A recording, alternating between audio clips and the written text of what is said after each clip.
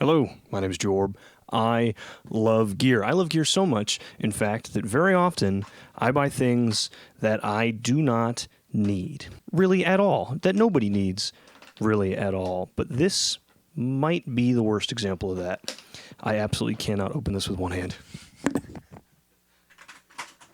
This is a Fender Rhodes piano bass. It is an electric piano that only does low notes, and I should not have bought it.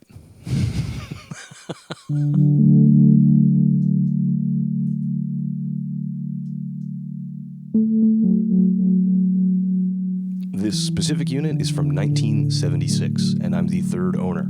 The second owner was really short. It was just from an auction, then almost directly to me. But the first owner, and where it was all the way up until this year even, was a high school, and that history has really become the most important part of this video.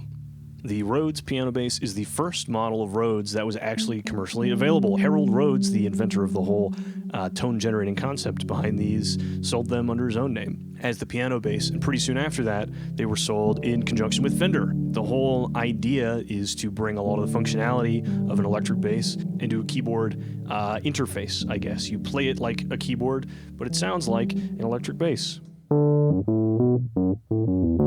Kind of. Perhaps you are a keyboard player with a transistor organ you're playing with your right and a piano bass you're playing with your left, just like the most well-known user of the Rhodes piano bass, Ray Manzarek of The Doors. Because the piano bass started with the beginning of Rhodes, it also went through all the same changes it did. You get the prototypical orange lids with the big white knobs, which look amazing, through the silver sparkle tops, and eventually in, it would be 1969, you get the plain black lid like you see on mine here. Mine was produced in 1976, and I think this era of the Rhodes pianos, the smooth black top that looks like the Mark I's, is what most people think of when they think of the Rhodes. The lowest note available on the piano bass is the same as the lowest note on a 73 key Rhodes.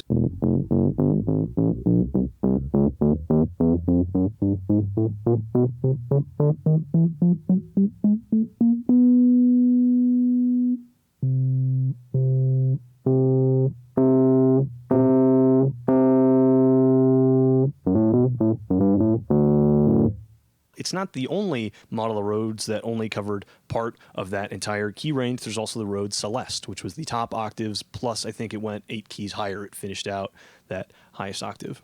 But otherwise, this and that are exactly the same as the insides of a Rhodes of the era they're from. Nobody tell Christian Henson that.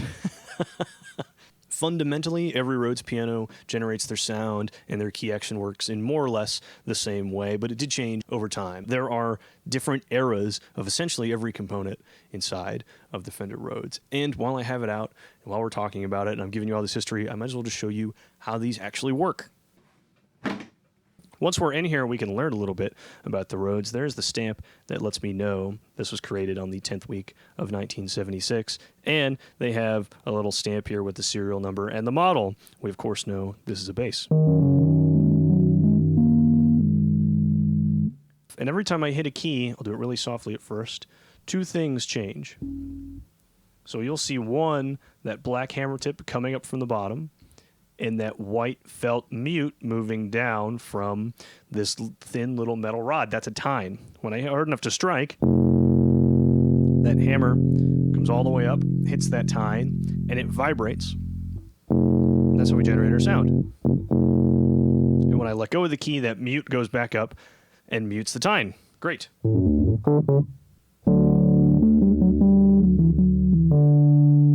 And that tine is bolted to these long things on top. These are called tone bars. Those together form a sort of augmented tuning fork. And so the Rhodes has, in some ways, a very clear, almost sine wave-like sound.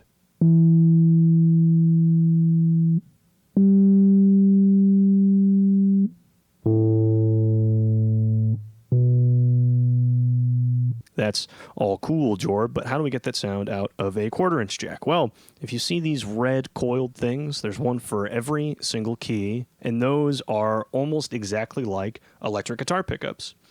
It's almost like a single coil guitar pickup only had a single pole piece.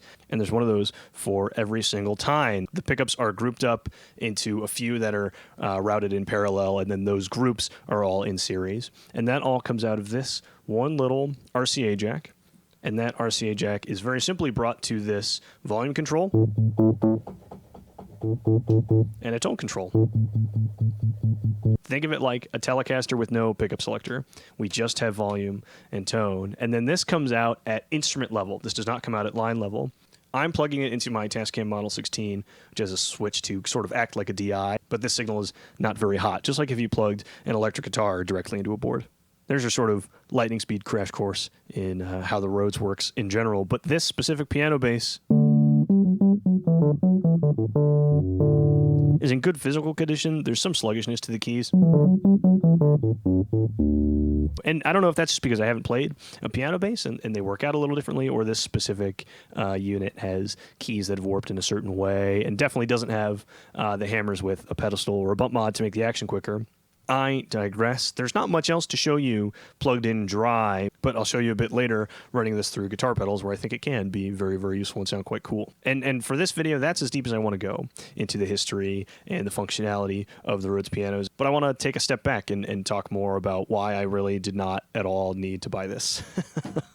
I have a number of alerts set up on Facebook Marketplace for electric pianos of any variety showing up within, like a 6-hour drive. And one of them tripped, and this showed up. It was listed for a lot more money than I very well should be throwing around, but I talked to the seller. They were great. Very nice to meet you. And they were willing to do a partial trade. It is 8:40 in the morning on a Sunday. I was out too late last night. I am barreling down the highway. In the back of the car is the carpet-covered case for my beloved Akai AX60. I'm trading it. I do not think I'm going to use this footage, but that's all I got to say. I'm going to keep driving. I will get back to you in 2 hours and 55 minutes.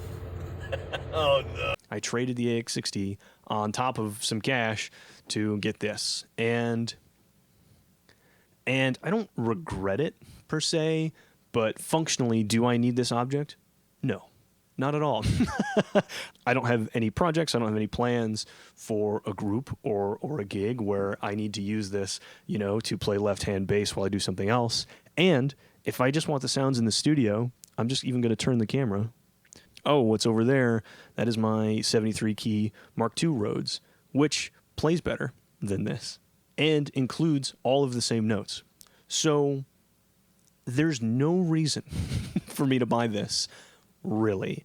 Not important to me enough to, drop nearly $2,000 on something I don't really need. So why did I buy it? Well, I think it's probably easier for me to sell this than it is to sell the AX60. And I think that the sort of person who would want to buy this might be willing to trade for something I do actually want quite a lot. I am a big fan of the Mark II Rhodes. I like them first aesthetically a little bit better than the Mark I's. I think reverse psychology because they're sort of less desirable from the start. And there is another sub-key or chopped-down version of the Rhodes in that era, a 54-key Rhodes. And that, to me, is the dream scenario. A, reasonably sized Rhodes that still is enough room to really move around. If I don't have the lowest notes, if I don't have the high notes, that's okay. I'm used to playing on synthesizers with 49 or 61 keys regardless. And in the event that I can trade this for 54 or in part for 54 or mostly for 54, then I can also sell my 73. So they say you gotta spend money to make money, but I say you gotta waste money and try gear to make money and spend it on gear. Oh, that sucked. So to summarize, why did I buy this when I know there's no reason for me to buy this? Not really any reason. I'm justifying the trade that doesn't exist. That's a totally hypothetical thing, in the back of my head right now. I bought this for a few reasons. I like to try as many things as I can. I like to have hands-on experience with things that I care about. And now that I know what it's like to look inside and use a piano bass, I've got that knocked off the list. Is the only way for me to do that buy it? No, but it's the one that came up and the one that worked for me. And maybe another totally unjustifiable reason, I think old things are cool. And to further justify that, I'm going to tell you some specifics about this piano bass. It has had two previous owners, whoever I bought it from, and a high school in Minnesota. That high school in Minnesota presumably bought it when it was new or nearly new. It was used for some amount of time, then put in a closet and eventually put up for a public auction. And that's when whoever sold it to me got it, probably for $25.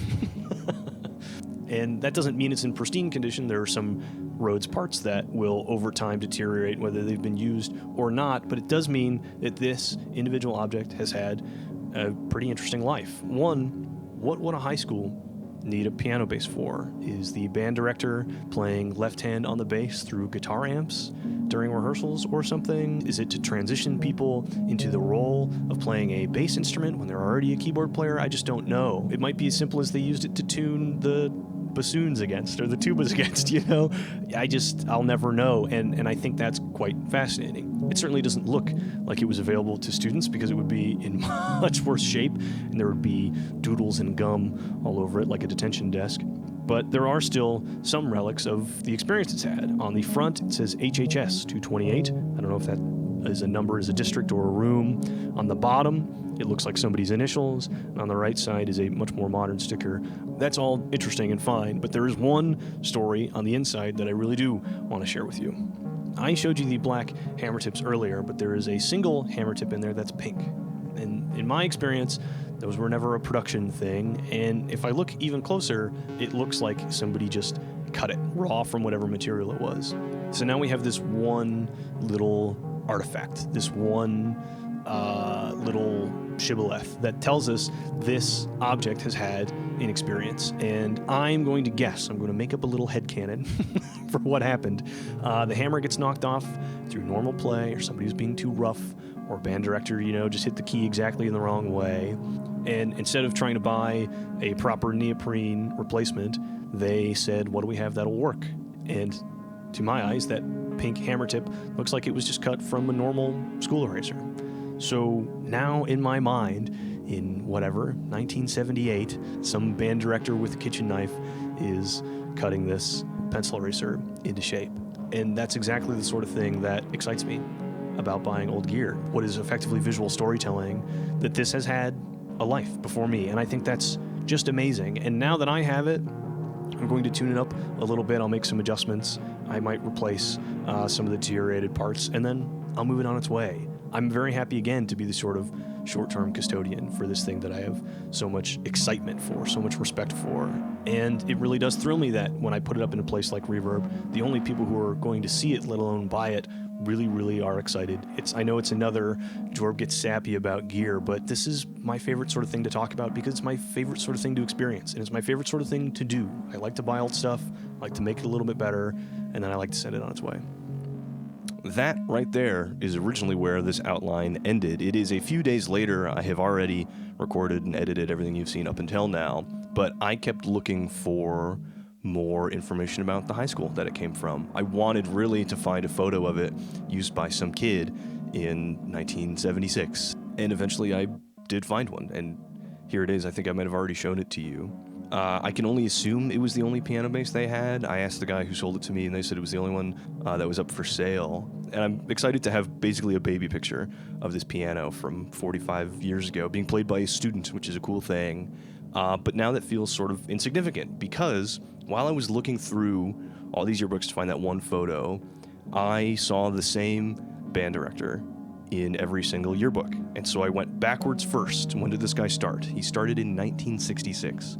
And then I went forward after that, and he stopped in 1996. So this small school district had the same band director for 30 whole years. Just think of how many times he must have heard hot cross buns. That is a civil servant, no doubt about it. We'll just call him Mr. W.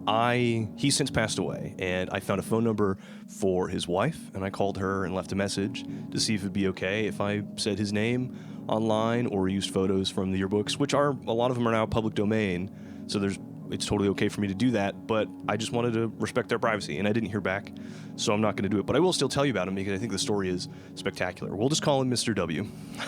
Okay? I'll never know if getting this piano was his idea or if he was the one who cut the eraser to replace the hammer tip, but that doesn't really matter. My obsession with another instrument and its history is the reason I read this guy's name at all.